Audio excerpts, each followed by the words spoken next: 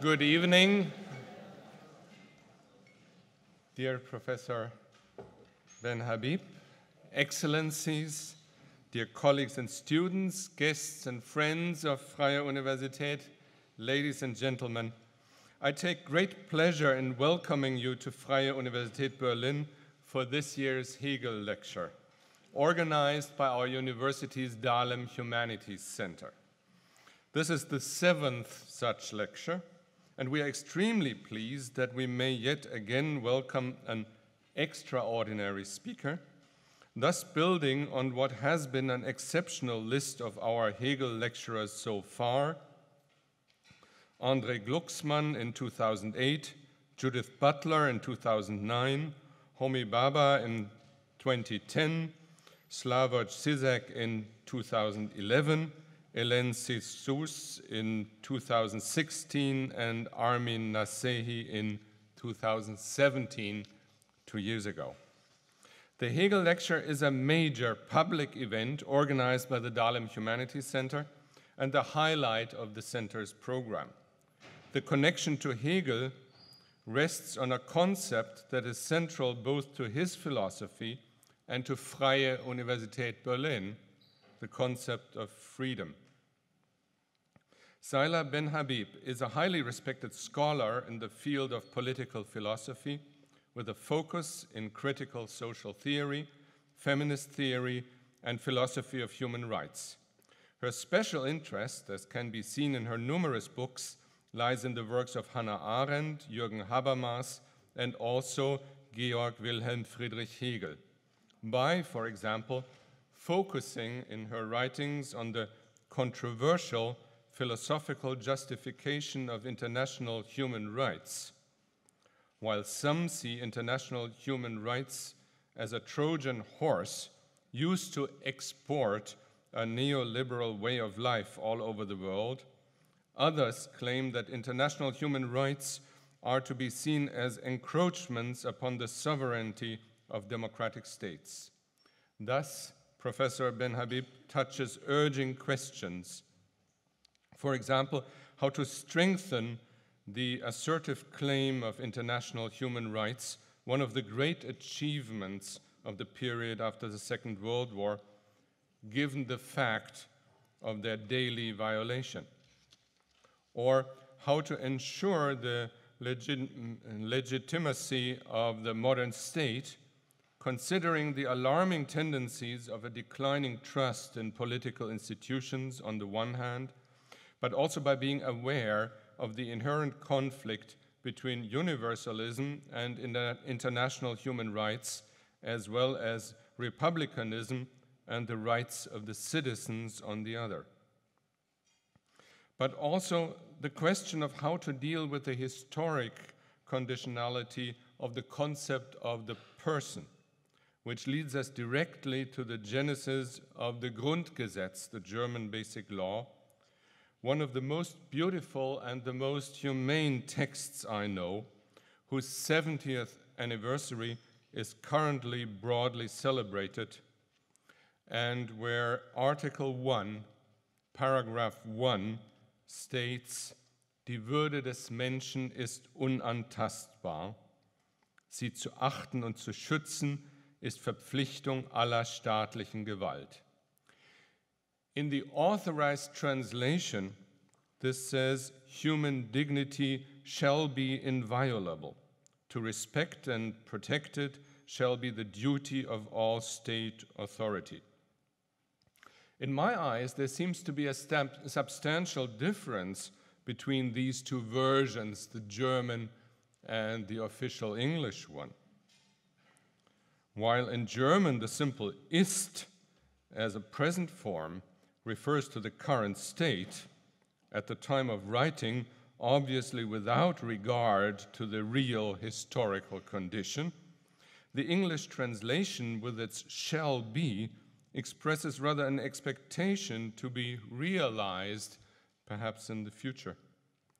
Barack Obama, by the way, in his 2013 Berlin lecture, used the expression, the dignity of man is inviolable, which seems much closer to the original and definitive German version. Let me take the opportunity to congratulate and thank the Dahlem Humanities Center for providing with the Hegel lecture an exceptional academic occasion that not only brings together the academic community of Freie Universität Berlin, but also figures as a highlight in Berlin's rather impressive calendar of cultural and intellectual events. The Dahlem Humanities Center in this way very successfully accomplishes one of the tasks it has set out for itself at the time of its founding in 2007, 12 years ago. Today, the Dahlem Humanities Center draws on the most comprehensive range of disciplines in the humanities to be found at any university in Germany. Due to the various projects, events, and collaborations, the Dahlem Humanities Center also offers the opportunity for a constructive exchange, also at an international level, between the different disciplines, and was thus able to establish a cross-border network that serves the exchange of top humanities research.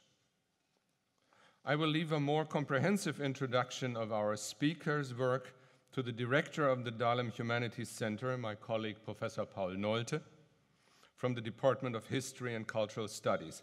But before I close, let me thank you, Professor Benhabib, for accepting our invitation to deliver this year's Hegel lecture, and let me thank you, dear colleagues, students, and guests of Freie Universität Berlin for coming.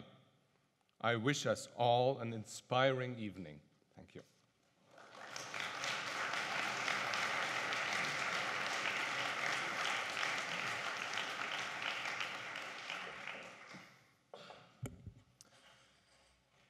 Ja, vielen Dank, Herr Ziegler, liebe Frau Benhabib, dear colleagues, students and friends of Free University Berlin, meine sehr verehrten Damen und Herren.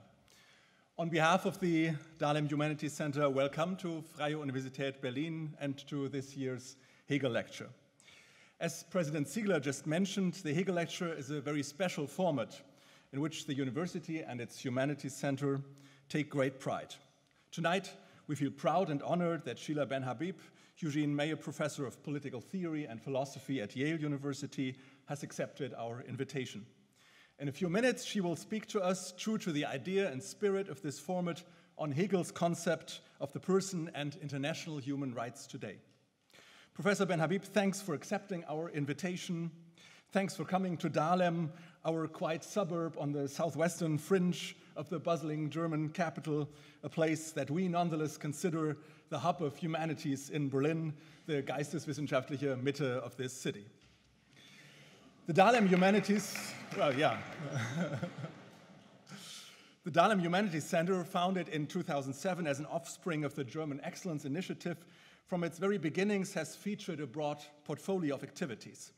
Within a university in which the humanities and social sciences, from its founding in 1948, almost or more than 70 years ago, have played a prominent and often defining role, the center was charged with facilitating internal exchange within the ever more sprawling cosmos of disciplines and research activities in the humanities.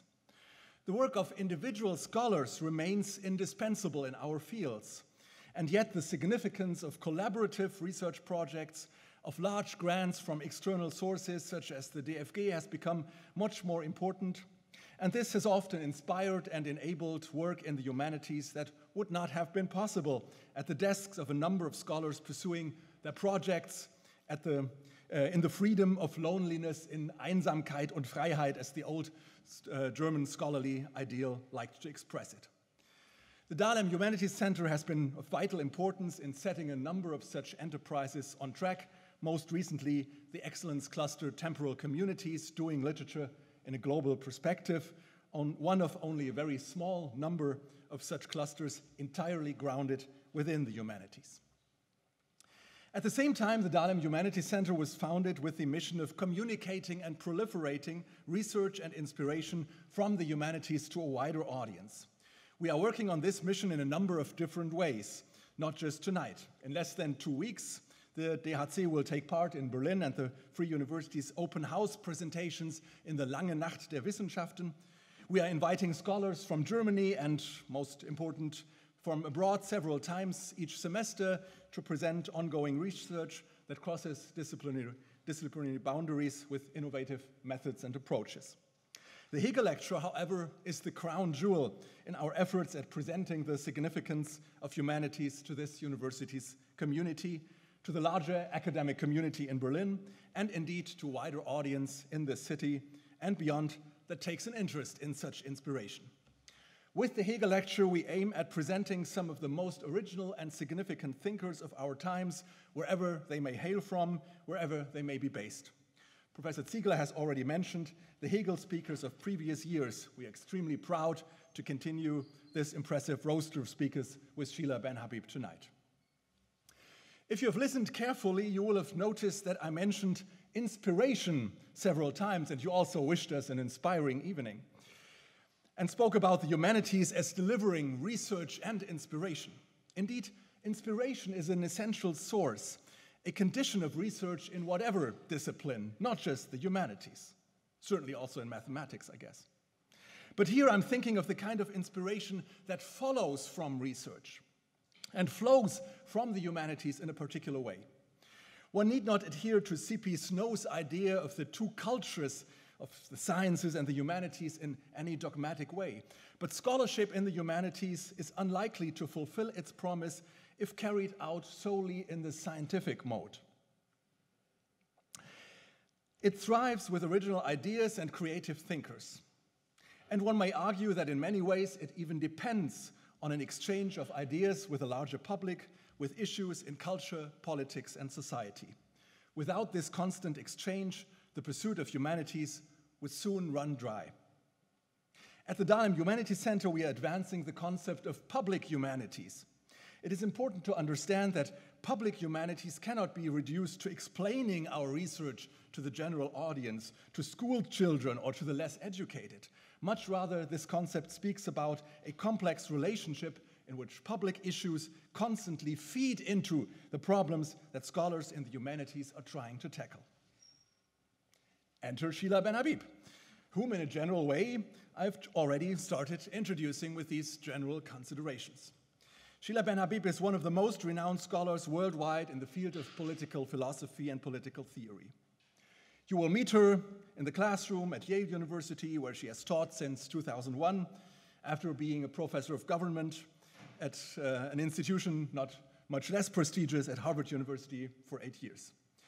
You will meet her at specialized academic conferences in critical exchange with colleagues who rank among the most important in the field, such as John Rawls, Jürgen Habermas, or Michael Walzer. You will be stunned by the number of publications as well as by the erudite style of her research and writing. But her erudition is never intellectual pretense. If there are philosophers who try to write as complicated as possible in order to demonstrate how they have climbed up into the death zones of intellectual activity where normal men and women cannot follow without the oxygen of at least a doctorate in the field, Seyla Benhabib is not one of them. She writes with exceptional clarity, a clarity that gladly also comes out in the German translation of her work.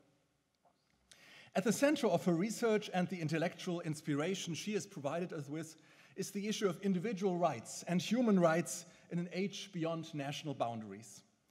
Born and raised in Istanbul, academically educated in Istanbul as well as at Brandeis and Yale University in the United States, Seyla Benhabib has crossed boundaries herself, exchanged her Turkish for a US citizenship, and has emerged as a keen observer of fundamental changes in the order of the world during the decades of her own lifetime.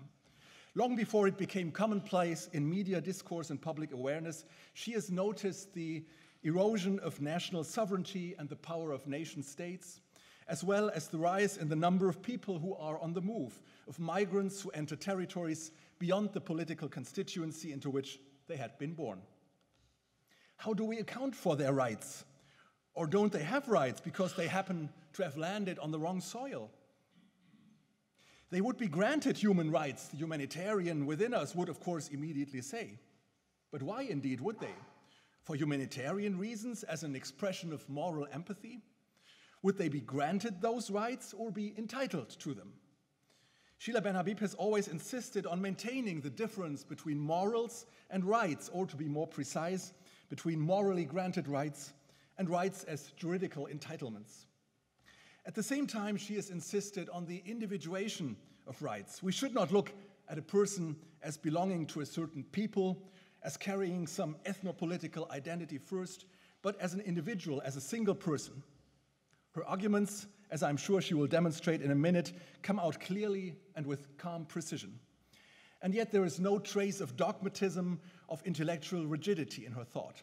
That may have to do with the academic and political tradition in which she pursues her work, in the spirit of the Frankfurt School of Political Philosophy and Social Theory, in the spirit of a critical theory that starts with being critical towards oneself. Again, her writing is crystal clear, but on almost every page you will find her making a statement how this or that is a paradox or features an inherent tension that one cannot easily dissolve, much less that she would claim to have overcome such tension. Her arguments are constantly attempting to build bridges. Dialogue is another central element of Seyla Benhabib's intellectual style, of her mode of thought, as well as a substantive element of the political theory she proposes. A society of rights must be based in the recognition of the other, in the acceptance of the rights of others, without which the claim to my own rights cannot even be made. Dialogue and discourse are also the principles along which we are moving when debating those and other issues. Here and in many other respects, she follows Jürgen Habermas's notions of the power of discourse as the condition for free and democratic society. We must insist on the right to have rights for every individual. But the ways in which such rights are spelled out in concrete may differ locally. Again, Seyla Benhabib points to a tension between the universalism with which her primary allegiance, I should say, is, and a variety of localisms and cultural relativisms on which others would primarily insist. How to resolve this tension? The notion of democracy and self-rule comes in central here. Human rights would remain hollow without self-government of the people. But still, the tension may not be resolved for good, not universally, and not even at one particular place. Our debates will never end. They are going through democratic iterations, as Seyla Benhabib calls it. As a historian, I find this notion of democratic iterations particularly appealing because it gives a sense of time to problems otherwise often treated in a timeless way. We keep on moving in our intellectual as well as in our political efforts. Enough. Before I get carried away completely by the inspiration of today's speaker, she should speak for herself. Professor Benhabib, thanks for being here, and the floor is entirely yours.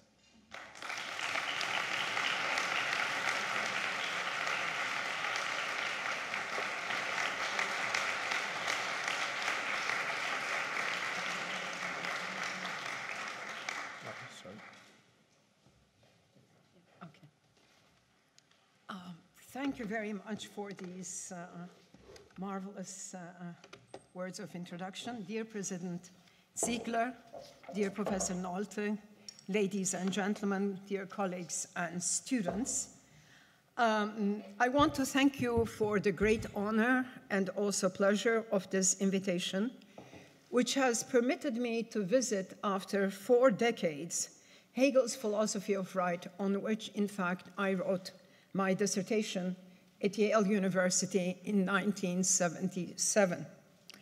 In the years following the dissertation, I went back from Hegel to Kant, a movement that a number have done, via the critical theory of the Frankfurt School and the work of Jürgen Habermas. But in this lecture, I am revisiting Hegel after a very long journey elsewhere. You will hear the conclusions that I will draw from struggling with Hegel's text again. There will be many quotations in German in the PowerPoint to follow. In fact, I apologize that I wasn't able to prepare the text in German myself for this evening. So let me begin. The 70th anniversary of the Declaration of Human Rights in 2018 received a muted and lackluster reaction worldwide. Like a person who has reached the mature age of 70 and who looks back at her choices and their consequences, idealism has waned and a certain mature wisdom, maybe even melancholy, has set in. In an important article called, sorry, I'm going backwards, here we are. In an important article called Ist die Zeit der Menschenrechte vorbei? The historian Stefan Ludwig Hoffmann argued in Die Zeit that, I'm quoting, ein Gefühl der Ermattung und Ernüchterung gerade bei den 1968 Nachgeborenen und vor 1989 Geborenen, der Generation der Menschenrechte, setzte bereits vor der autoritären Revolte unserer Zeit ein. Ist die Zeit der Menschenrechte also vorbei? Ja und nein. Ja, in dem Sinne, dass der Menschenrechtsidealismus des späten 20. Jahrhunderts selbst historisch geworden ist. Nein, ließe sich dagegen halten, denn die gemachten Erfahrungen stellen ein Arsenal möglicher Zukünfte bereit. Ende Zitat. Three types of criticism have contributed to the sense of intellectual exhaustion and disillusionment with the politics of human rights. They are the critique of humanitarian interventionism, the humanitarian politics of victimhood, and the aporia of sovereignty and human rights. Let me talk about the first. Humanitarian interventionism. This is the charge that the defense of human rights served as a fig leaf for humanitarian interventions and the imperialist ventures of Western powers in Kosovo, Afghanistan, and Iraq from the 1990s onward. Such imperialist ventures undertook overt military interventions that destabilized the entire Middle East and eventually led to the Syrian civil war. But even parallel to the unauthorized NATO intervention in Kosovo, already under the Clinton administration, measures of neoliberal globalization in Latin America and Africa had extended financial capital markets into these continents, weakened the power of the state, and led to extensive privatizations. Shared by Perry Anderson as well as Jacques Rancière and Slavoj Žižek, this line of critique confuses doctrine and ideology and conflates the strategic manipulation of human rights by superpowers with a theoretical critique of their philosophical underpinning. This kind of critique exercises what Paul Ricoeur had once called a hermeneutics of suspicion and has little to say about the doctrinal and institutional development of human rights in the post-World War II period. Let me come to the second point, and the PowerPoint has arrows as if these things lead to each other. They don't. They are separate, okay? So let's be philosophically exact, you know. The second kind of objection has been named the critique of humanitarian reason by Didier Fassin. The rise of human rights and of humanitarian politics of rescue have led to a privileging of victimhood and injury. Focusing on the logic of refugee protection, Fassin and others have shown how contemporary bureaucratic and administrative procedures have medicalized the specific requirement of the 1951 Refugee Convention that refugees and asylum seekers, in order to be granted refuge, show, quote, a well-founded fear of persecution. This is what entitles them to non-refoulement. Through a reliance on the testimony of doctors and psychologists, Fassin notes, the proof of persecution has been reduced to the presence of wounds and signs of torture on the refugees and asylum seekers' body. Unlike in the aftermath of World War II and the Cold War years, the refugee is no longer viewed prototypically as a political dissident and a resistor against authoritarianism, but as a victim of torture, abuse, and persecution. Humanitarianism, it is said, robs the refugee of his or her agency and risks reducing her to an object of pity. What distinguishes this critique of humanitarianism from that of humanitarian interventionism is the close attention paid to the practice of international human rights. Instead of vague generalizations about the misuse of human rights doctrine as political propaganda to serve strategic ends, this second kind of critique emphasizes both doctrine and institutionalization of rights. As regards doctrine, Fassin asks in his important work, Critique of Humanitarian Reason, why is the proof of well-founded fear of persecution required by the 1951 Convention translated into the proof that bodily torture and abuse have taken place? Institutionally, why are the medical and psychological professions thus privileged? Following a Foucauldian methodology of the critique of administrative power, this approach, I think, is indispensable for evaluating the current ironies of refugee protection in general. The third critique may be named, I will name it, sovereigntism and the aporias of human rights.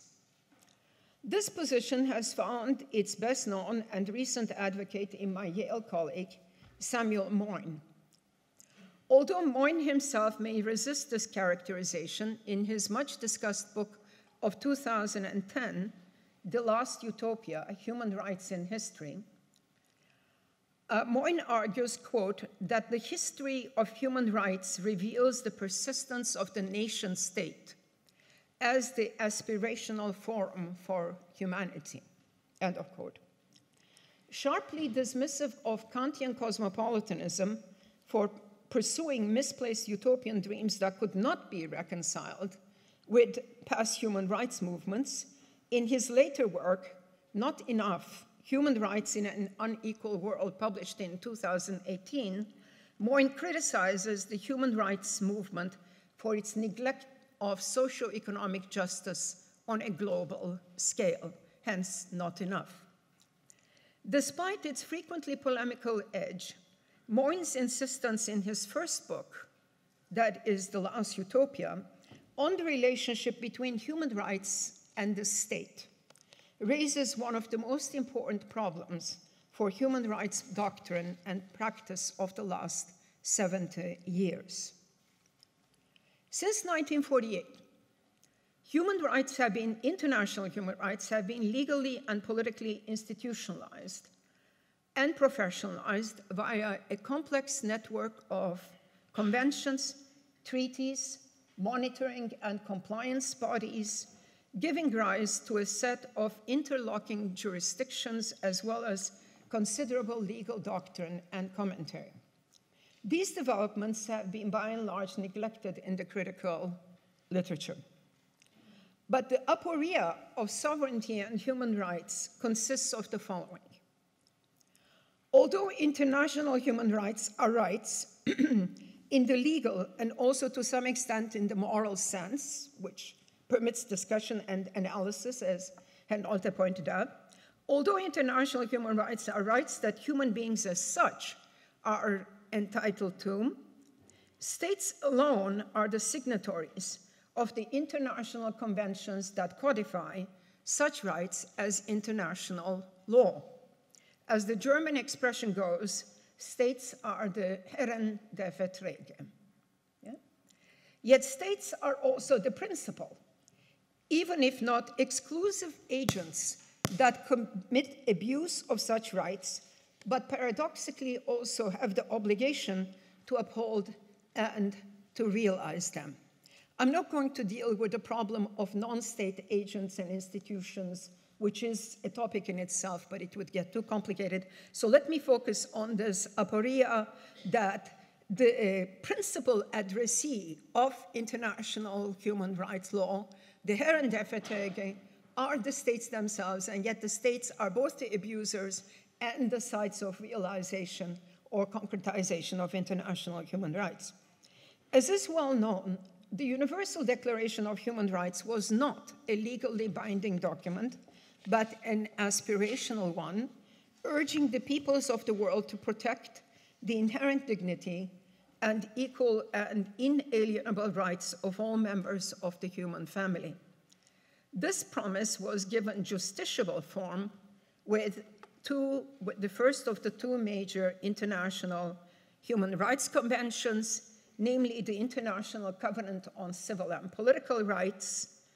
You can see here the question about state parties and their signatures, and the International Covenant on Economic, Social, and Cultural Rights. These documents and the institutions of compliance and monitoring they have created have altered the legal landscape for the entitlement to and exercise of international human rights. Known as the International Bill of Human Rights, these two major treaties have been followed by other major conventions, such as the Convention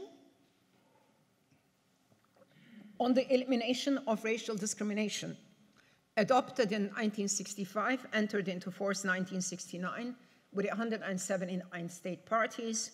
The Convention on the Elimination of All Forms of Discrimination against Women, look at this, with 189 state parties. The meaning of this. The Convention on the Rights of the Child, adopted 1989, entered into force 1990 with 196 state parties. The Convention on the Rights of Persons with Disabilities, etc.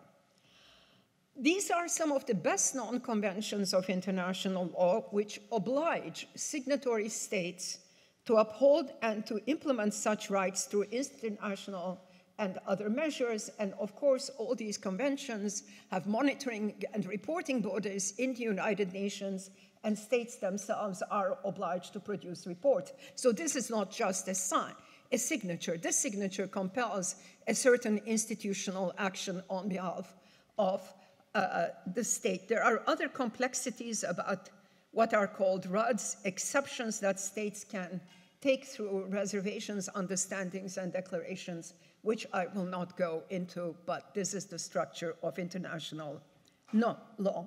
To return to my main argument, if states remain the principal addressees of these conventions, i.e., in the sense that they are the ones whose signature binds them to undertake certain institutional measures, are human beings entitled to exercise these rights only insofar as they are recognized as members of state bodies, either as citizens, residents, or guests? It is this aporia, then, of the relationship between state sovereignty and international human rights, to which we're supposed to be entitled qua human beings simpliciter, that I want to analyze more deeply in this lecture by focusing on Hegel's discussion of abstraktes Recht in the opening sections of the philosophy of right.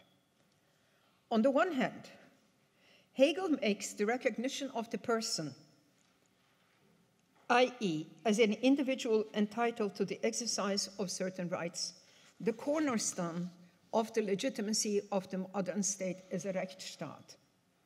On the other hand, he limits such rights to the private enjoyment by subjects of certain economic, moral, and personal liberties in a well-organized state, thereby blunting any critical potential that may result from the exercise of political citizenship rights.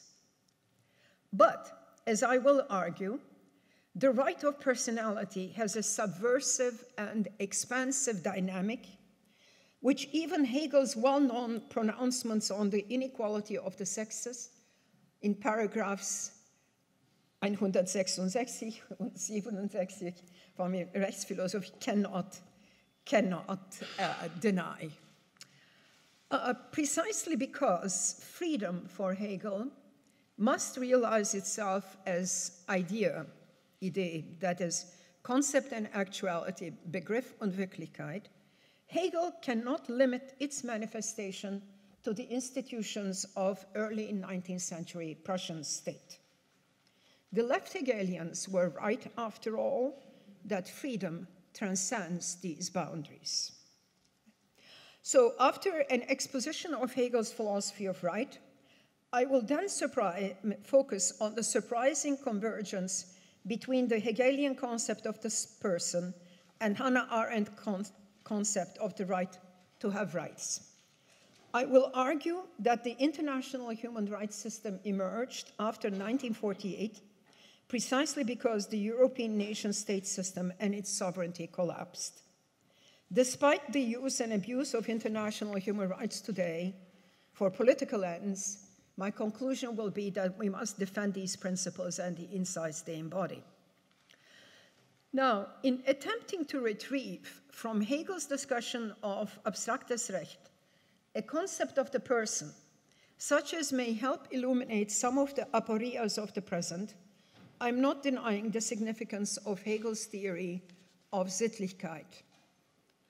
But unlike popular communitarian interpretations of Hegel in the past decades, which are, I think, more widespread in the Anglo-Saxon world than maybe even in Germany itself, I believe that Hegel is primarily a theorist of a differentiated modern state structure in which individual rights and modern law, morality and ethical life complement rather than exclude one another. He is not a romantic communitarian of a lost Sittlichkeit. In this sense, Axel Honneth is correct that Hegel's concern is with das Recht der Freiheit. Today, the right of freedom has a transnational dimension in our world, which Hegel could not have anticipated, maybe would not even have endorsed, though I will argue that he could have endorsed it. Okay? So let's begin. Persons, property, and contract. In an early work entitled Über die wissenschaftliche Behandlungsarten des Naturrechts, seine Stelle in der praktischen Philosophie und sein Verhältnis zu den positiven Rechtswissenschaften, a rather baroque title, right? Dated 1802-03, Hegel criticizes what he calls empiricist versus formalist natural right and social contract theories. Although in this text Hegel defends an Aristotelian conception of Sittlichkeit, which he identifies with das Volk, which is not quite correct, but his methodological critique of these theories, already formulated in this early work, is crucial for understanding the opening arguments of the Grundlinien der Philosophie des Rechts of 1821. By empiricist natural right theories, Hegel has in mind Hobbes, Locke, Rousseau, but also Grotius and Pufendorf. By formalist natural right theories, he refers principally to those of Kant and Fichte. All these theories contain two structural elements. First, they prescribe a system of rights conceptualized, paradoxically, under the metaphor of the state of nature, Naturzustand. And second, they specify a public institutional procedure, the so-called social contract, through which individuals come to enjoy these rights as publicly guaranteed liberties. From Hobbes to Fichte, natural or basic rights are defined as those inalienable claims of human nature and rationality, the respect for which is a necessary condition of legitimate political obligation. Hobbes names this right the right to self-preservation. Locke calls them the right to life, liberty, and property.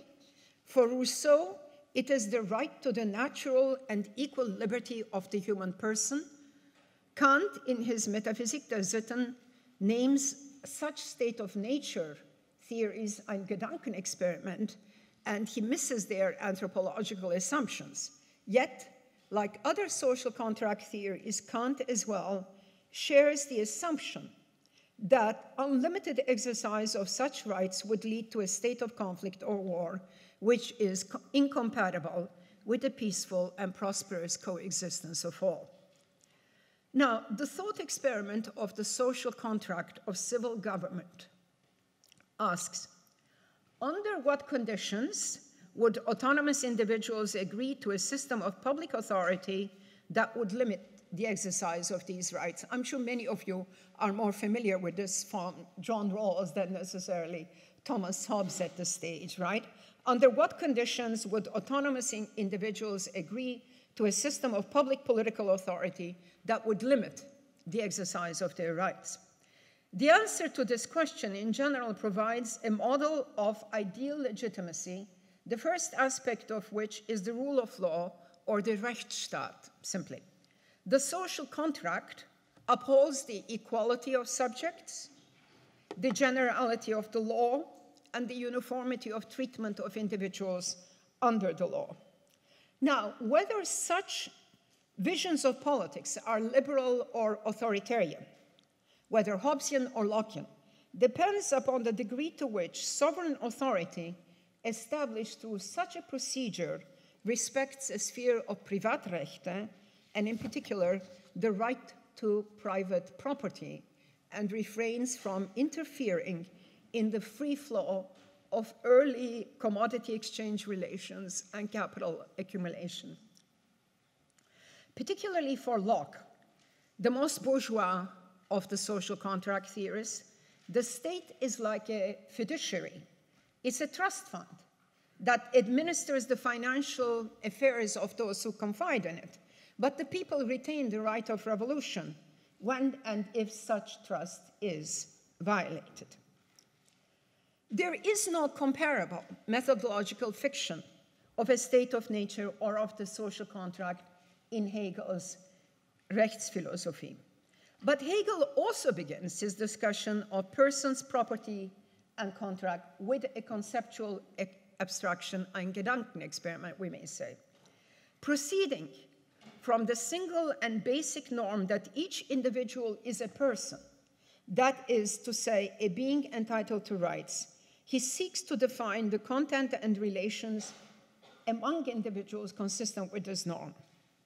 The Rechtsphilosophie proceeds from the right of personality precisely because the universal and inalienable right of every individual to be recognized as a person is the foundational norm of the modern legal system. We read, die Persönlichkeit enthält überhaupt die Rechtsfähigkeit und macht den Begriff und die selbst abstrakte Grundlage des abstrakten und daher formellen Rechts aus.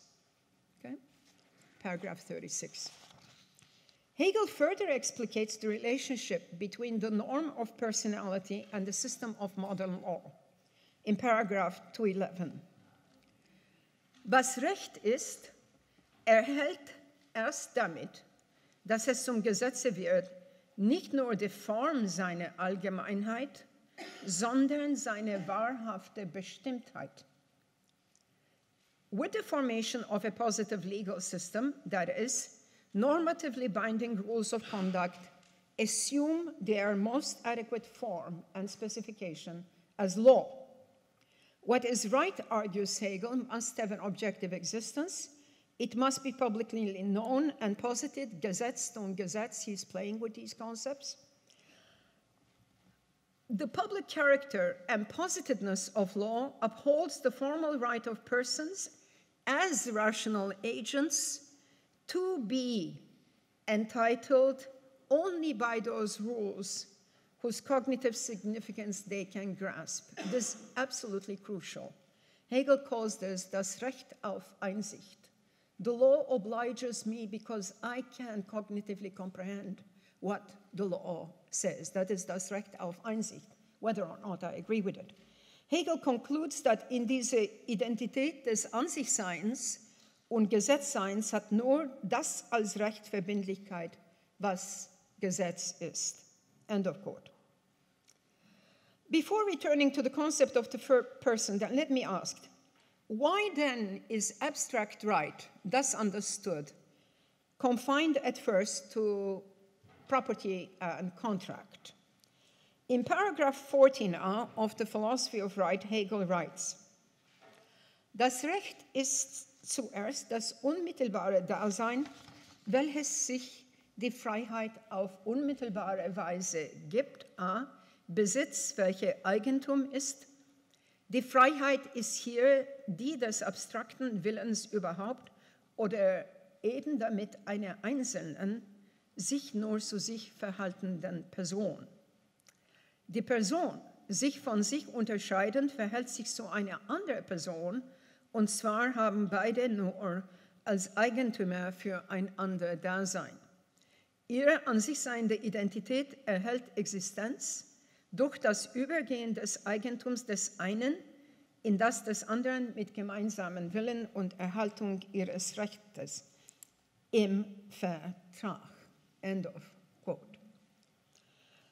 This passage reveals the materialist anthropological premises of Hegel's concept of the person. In an edition of the Rechtsphilosophie prepared by Dieter Henrich, based on a manuscript found in the Indiana University Library, this is made more explicit. Quote, die Freiheit hat sich zunächst als Person zu bestimmen und ein Dasein zu geben. Ich bin nicht nur Persönlichkeit, sondern auch Individualität. Als solche sind wir zugleich Besondere und haben Bedürfnisse, Triebe und Neigungen. End of quote. So the person is also a material being that impacts his or her environment in acting. And this is the materialist core of Hegel's concept of the person. But Hegel is not proceeding from a fictive state of nature where an isolated individual appropriates the world external to it and facing it. It is not Locke where you go collecting apples or tilling the field. This is not his assumption. Rather, as the discussion in this section proceeds from possession, Besitznahme, zu property, zum Eigentum, and to contract, zum Vertrag. Remember, we always go from the most simple abstract to the concrete abstract in Hegel. So we begin with Besitz, zum Eigentum, zum Vertrag. Das heißt nicht, dass Vertrag das Letzte ist, ganz im Gegenteil. You know, in the system of capitalist economy, Vertrag is the basis of Besitznahme. No? I'm coming to this in a second. We realize, therefore, that the person is situated in a context of social relations with other persons wherein the principal mode of property appropriation is contractual transfer. Now, why does Hegel make this argument? In the years succeeding the early essay of 1802-1803, Hegel has immersed himself in reading British political economy. And he has discovered the structure of modern exchange relations. He's been reading David Ricardo, Adam Ferguson, Adam Smith. In the philosophy of right, he will name the system of modern exchange among individual property owners, System der Bedürfnisse. Yeah? Now, it's precisely because he has uncovered the structure of commodity exchange relations before Marx in the capitalist marketplace that Hegel rejects the appropriateness of the contract metaphor to describe the founding of political authority in the modern state. In exchange, two distinct individuals engage in a monetary transaction to transfer their property rights over certain goods. Exchange relations are formal, as long as they do not violate the rights of ownership of the parties involved. Their content and substance remains undetermined. Property rights are transferred in return for the equivalent payment of the value of the property in money. And I hope many of you are thinking here of the opening arguments also of the Grundrisse on commodities in exchange, which would not have been possible without this Hegelian analysis.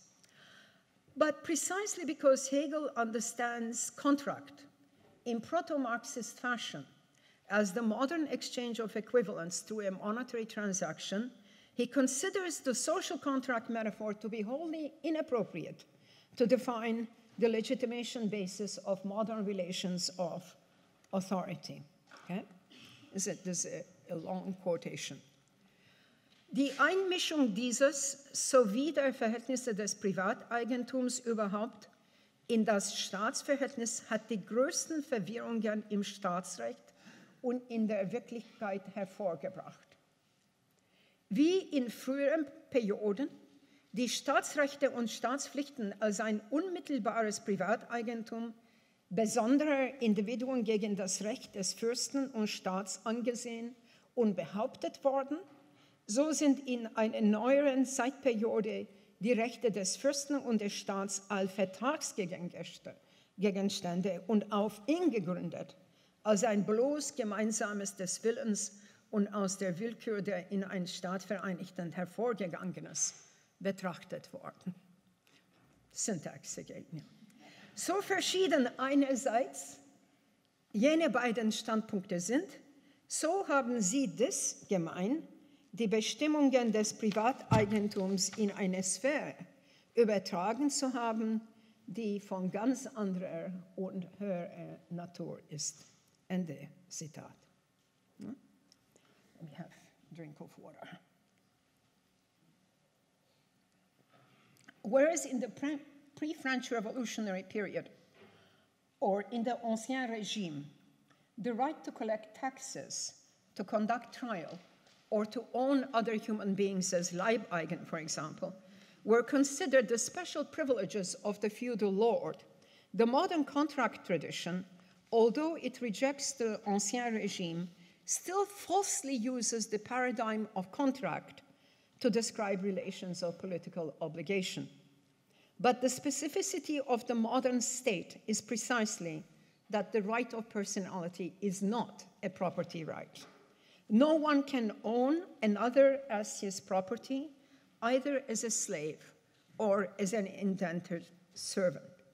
Hegel writes, objektiv ist ein Recht aus den Vertragen nicht Recht an eine Person, sondern nur an ein ihr äußerliches etwas oder etwas von ihr zu veräußerndes, immer an eine Sache. Okay? Slavery cannot be based on a contractual exchange of one's life for services, as even Locke and sometimes Grotius considers it to be. But as already discussed in the Phänomenologie des Geistes, the relationship between Herr und Knecht is a relationship of domination, not of contract, where the mutual right of personality of each individual has not yet been recognized. Under such circumstances, there is no right, but only conflict and war. Furthermore, Hegel continues, jus realiter personale, which Kant adopts from Roman law to describe the rights of the male head of household over his children, his spouse, and his servants, is a category mistake. There are no personal rights over others, Hegel argues. There may be rights to the performance of certain services on the part of others, but no right to the personality, to own the personality of the other. Hegel's next step is to limit the threat that the universalization of exchange relations poses to the human right of personality by defining the extent to which the human capacity to labor and to perform other services can be alienated. Now, this is Hegel at his Marxist best. What is the point at which alienability through contract, Veräußerlichung, becomes commodification, Verdinglichung? Okay? Hegel differentiates between these two processes in a manner totally compatible with a bourgeois commodity economy in which labor power itself has become a vara. So here is this, again, very long passage. I'm not even sure that the syntax here is all the way correct, but you'll judge for me. Okay, but listen to what he's saying. Von meinen besonderen körperlichen und geistigen Geschicklichkeiten und Möglichkeiten der Tätigkeit kann ich einzelne Produktionen und einen in der Zeit beschränkten Gebrauch I thought it would be zu einem anderen veräußern oder von einem anderen veräußern heißt, weil sie nach dieser Beschränkung ein äußerliches Verhältnis zu meiner Totalität und Allgemeinheit erhalten. Durch die Veräußerung meiner ganz durch die Arbeit konkreten Zeit und der Totalität meiner Produktion würde ich das Substanzielle derselben, meine allgemeine Tätigkeit und Wirklichkeit, meine Persönlichkeit zum Eigentum eines anderen machen. Also, the difference between commodification of oneself and the sale is the limit of time. I can never alienate all of my time and all of my capacities to labor or to produce other product in time to another. He continues, unveräußerlich sind daher diejenigen Güter oder vielmehr substanziellen Bestimmungen sowie das Recht an sie unverjährbar, welche meine eigenste Person und das allgemeine Wesen meines Selbstbewusstseins überhaupt ausmachen, wie meine Persönlichkeit überhaupt, meine allgemeine Willensfreiheit, Sittlichkeit, Religion. Ende Zitat. Precisely because the right of personality, one's ethical life, one's freedom of the will, and one's religion are inalienable, Hegel recommends to the Prussian state to respect the freedom of conscience of the Quakers, Anabaptists, and others in resisting military service. He writes, gegen solche Sekten ist im eigentlichen Sinne der Fall, dass der Staat Toleranz ausübt. Dann, da sie die Pflichten gegen ihn nicht anerkennen können, sie auf das Recht, Mitglieder derselben sein, nicht Anspruch machen, but he says they can substitute another form of service for military service. Okay? Now, the same Zusatz of the Rechtsphilosophie also discusses Jewish emancipation, i.e. the granting of civil rights to those of Jewish faith. Hegel rejects the view that Jews cannot be granted civil rights because they are supposedly not merely a religious sect, but belong to a foreign sect, dass sie Ausländer sind. Okay?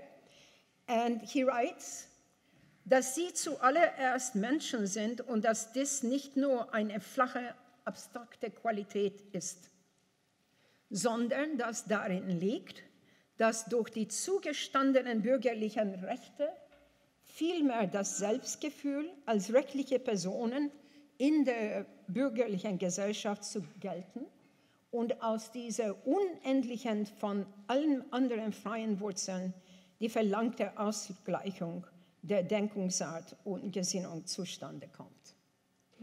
End of quote. The state, by excluding the Jews from civil rights, writes Hegel, would have misunderstood its own basic principle, its nature as an objective and powerful institution.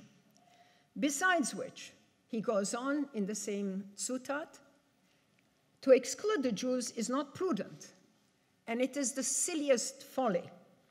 The mighty state can benefit from the efforts, intelligence, and services of its Jewish subjects, as Hegel himself, who had many Prussian Jewish students visiting his courses, well knew, and in fact, most of the lectures most of the notes of the Rechtsphilosophie that we use from Edward Ganz and so on were prepared by Hegel's Jewish students.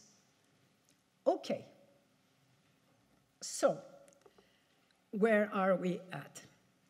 What light, if any, does this long excursus into Hegel's abstract right throw on the contemporary aporia of human rights with which I started? Is not Hegel's position simply one of legal positivism, according to which individual rights are justiciable, anklagbar, only insofar as they are upheld by the law of the state? Maybe Hegel agrees with Jeremy Bentham, who quipped that natural rights are nonsense, but nonsense on stilts. This is not Hegel's position. Although critical of the natural rights tradition, He incorporates the main insights of this tradition into the Rechtsphilosophie and defends that the recognition of the individual as a person, a subject entitled to and capable of the exercise of rights, is fundamental to the legitimacy of the modern state. However, you will say, how plausible is this very universalist interpretation that I'm trying to give Hegel? Hegel's concept of the person, in view of his metaphysical justification of gender difference as grounded in spirit dirempting itself into two, the element of subjective will and knowledge represented by the male, and the element of substantial unity embodied in the female. How can we deny the particularisms of Hegel's concept of the person? Likewise, what about Hegel's comments on Africa in his Vorlesungen zur Philosophie der Geschichte? Don't all these passages of Hegel's, and there are many others which we all know, reveal the racism and the sexism of Hegel's ontology of spirit? Yeah? Now, let me be honest. My purpose in this lecture is not to vindicate all aspects of Hegel's political philosophy, but simply to call attention to the importance of his concept of the person in thinking about human rights today. I will only say, in an argument that needs much more elaboration, that Hegel's understanding of freedom vacillates between an essentializing and a performative element. Since freedom as idea must embody itself in actuality, Hegel cannot deny the subjectivity of those, such as women and other races, etc., who seek to realize freedom through their own struggles and actions, and who succeed in their struggle for recognition. His concept of the person necessarily involves this dimension of the Kampf um Anerkennung. Yeah? This is how one can understand this peculiar phrase, even from the philosophy of right, where he says, paragraph 36, sei eine Person und respektiere andere als Personen. Was heißt das, sei eine Person? Sind wir nicht alle Personen? According to Hegel, no. I think there is a process of right claiming. Eh? And at this point, a surprising convergence between Hegel and Hannah Arendt shows itself. In an article written for the journal Die Wandlung in 1949, edited by Karl Jaspers, sorry, that's 1949, 51 is the Ursprünge des totalitären Herrschaft. In 1949, edited by Karl Jaspers, and in part later reproduced in The Origins of Totalitarianism, Arendt argued that there was only one human right, and that was the right to have rights, to be recognized as a member of an organized political community.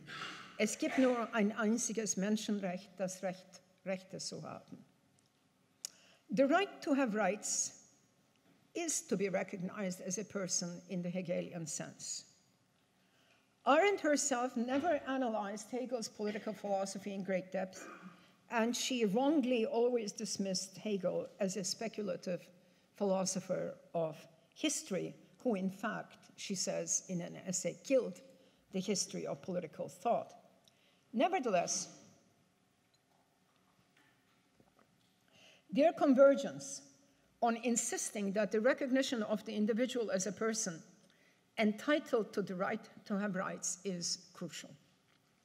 Also striking are Arendt's own inconclusive reflections on the realization of human rights in the state, as when she discusses the establishment of the State of Israel in the Origins of Totalitarianism for having made concrete the human rights of the Jewish people, but only to observe that this gave rise to another group of refugees, namely the Palestinians.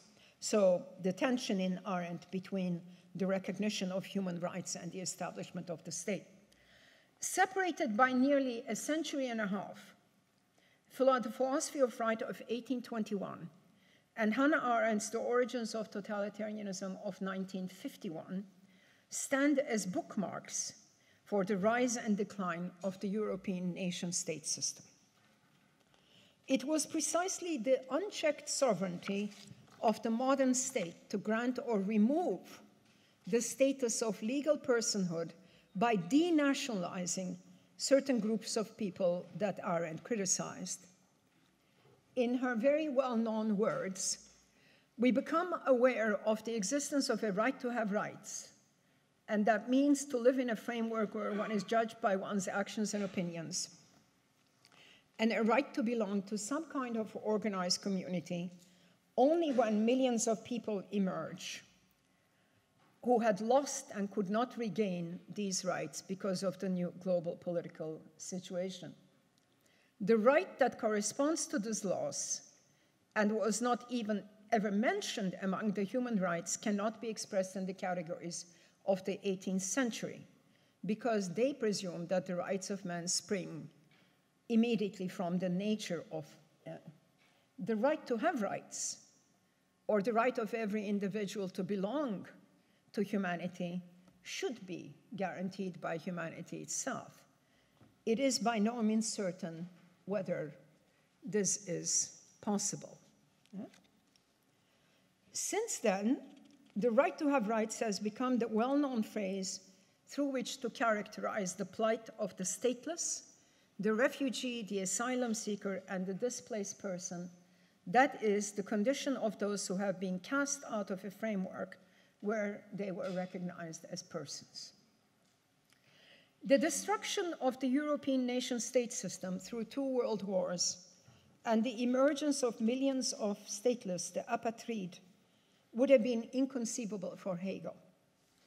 Although he was well aware of the contingent historical conditions that made the modern Rechtsstaat possible through revolution, reform, the spread of market commodity relations, and of reform Christianity, Hegel also believed that precisely because the modern state respected the freedom of the individual, it rested on a principle which could not just be swallowed by the stream of history, but which had a certain stabilizing force because it was philosophically correct. Freedom is the principle of the modern world. By contrast, like her friend Walter Benjamin, turning her melancholy eyes upon the debris of the devastation caused by 2 world wars, what Arendt saw was not stability through the recognition of freedom, but a project of state sovereignty that was bound to end in disaster. And this is the point at which, to return to the beginning, the Universal Declaration of Human Rights, which recognizes all human beings as persons, becomes relevant once more.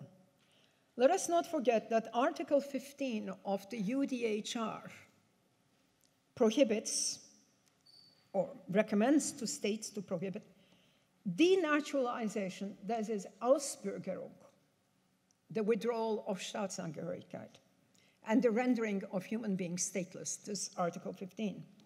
The other side of denaturalization is naturalization or gaining access to citizenship through, or some kind of permanent membership and residency in a polity. Article 15.1 declares explicitly everyone has a right to nationality. This is reiterated in the International Covenant on Civil and Political Rights and in Article 34 of the Refugee Convention. That is to say, states have a responsibility not to create statelessness through Ausbürgerung or denationalization. Nonetheless, granting some form of political membership and citizenship, as well as the condition under which this is done, remains sovereign state privileges, as the 10 million stateless in our world still can attest to. States cannot denaturalize, but they are not obligated in international law to grant citizenship, except under certain conditions. Let me come to a conclusion. The right to personality, as well as the right to have rights, have both been transformed as a consequence of developments set into motion after 1948. the right to personality is no longer restricted to the rights of property and contract, but entails a whole set of civil, political, social, economic, and cultural rights which signatory states have committed themselves to upholding. And it's not only as citizens or nationals that one is entitled to the right to have rights. The protection of the human rights, such as rights like life, liberty, property, due process of law, non-discrimination, freedom of religion and conscience, and certain associational rights, are guaranteed all human beings regardless of their status upon the territory of the state.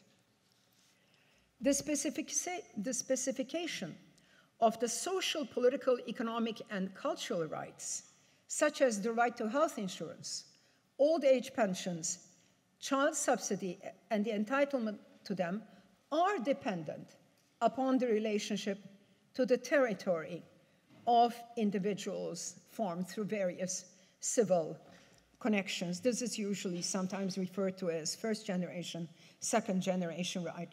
Now, with the second generation socioeconomic rights, the relationship of the individual to the territory is fundamental. But increasingly today, political membership as well as the entitlement to rights are being conceptualized not through jus sanguinis or jus soli, but a number of legal theorists, Joseph Cairns, Ayelet Shahar, and so on, are developing the concept of jus nexi, that is, the legal relationship arising through the length of stay upon the territory of a particular country, which has now become part of European law as well. The content of such rights, as well as who is or who is not entitled to exercise and enjoy them, are objects of political struggle and contention within states as well as at the boundaries of states. The aporia of sovereignty and human rights, in this sense, continues to define the tension between domestic as well as international relations. But precisely because, despite all cynicism and skepticism, we live in an age when the consciousness and knowledge of such international human rights is so widespread, these conventions and the institutions that monitor them have become a political battleground of our time. The desiderata of all authoritarian regimes, and please make no mistake about it, from Erdogan to Putin, from Orban to Bolsonaro, and to Donald Trump, is to free the state from the binding force of these conventions and agreements. Despite all his belief in raison d'etat, Staatsräson, I don't think that the old Hegel would have been on the side of the authoritarian rulers of our time.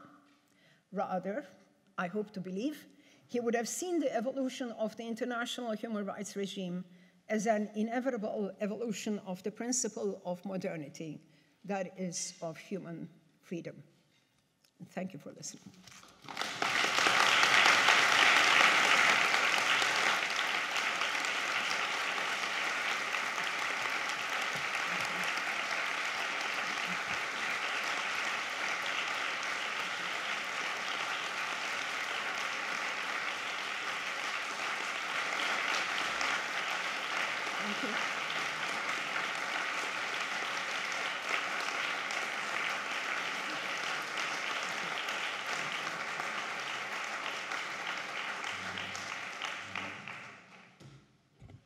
Yeah, thank you very much for this truly remarkable, memorable lecture. I'm not going to comment on the lecture. It stands for itself, but you've really given the Hegel lecture and our idea of the Hegel lecture a new format itself and reformatted the Hegel lecture. Thank you very much. And in the name of the Dahlem Humanities Center and of the Free University, there's a small gift that I have for you, a pen, so that you may write down a lot of free thoughts in the future. Also, from Hegel's desk. From Hegel's, yeah. I don't have Hegel's desk here. Yeah. Next time I bring Hegel's desk if you deliver a next lecture. Thank you. Thank you so We will be following this event, closing this event with a reception. Sie sind alle sehr herzlich eingeladen zu einem Empfang im Foyer mit Essen, Trinken und Gesprächen. Es gibt auch einen Büchertisch der Schleicherschen Buchhandlung, bei dem Sie Bücher von Seyla Benhabib auch erstehen können. Wenn Sie freundlich fragen, ist vielleicht auch ein Signieren der Bücher auch möglich. Ja, doch, ist möglich. Also beachten Sie auch den Büchertisch. Wir bedanken uns sehr herzlich, dass Sie hier gewesen sind, wünschen Ihnen noch einen schönen Abend und gute Gedanken über Hegel und die Freiheit und die menschlichen Rechte. Vielen Dank.